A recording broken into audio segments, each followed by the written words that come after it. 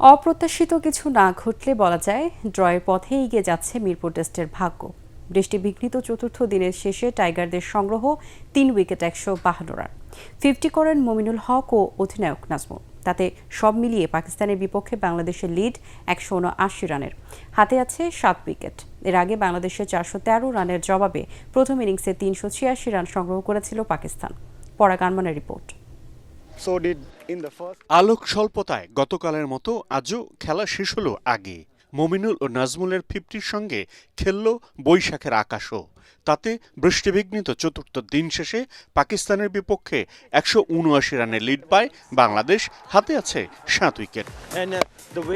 দিনের শুরুতেই ২ ওপেনার সাজঘরে ফিরলে খানিকটা চাপে পড়ে বাংলাদেশ। প্রথম ইনিংসের মতো এবারও প্রত্যাশার প্রতিদান দিতে ব্যর্থ মাহমুদুল হাসান জয় এবং সাদমান ইসলাম।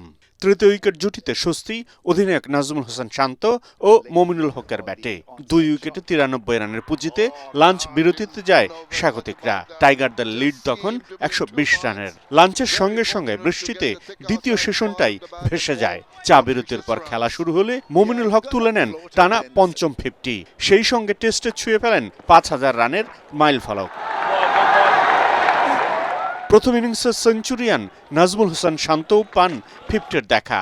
তারপর ৫৬ রানে থাকা মমিনুল হকের বিদায়ে ভাঙে তাদের ১০৫ রানের জুটি। এরপর মুশফিককে নিয়ে দলের স্কোর সমৃদ্ধ করতে থাকেন নাজমুল হোসেন শান্ত। স্কোর ১৫২ হতেই আলোক স্বল্পতায় বন্ধ হয়ে যায় নির্ধারিত সময়ের খেলা। ৫৮ রানে নাজমুল এবং ১৬ রান নিয়ে পঞ্চম ও শেষ দিনের খেলা শুরু করবেন মুশফিকুর রহিম। ম্যাচে এখনো বাকি ১৭ উইকেট। সব মিলিয়ে বলা যেতেই পারে ড্রয়ের পথে এগিয়ে যাচ্ছে মিরপুর টেস্ট। পরাগ আরমান, এটিএন বাংলা।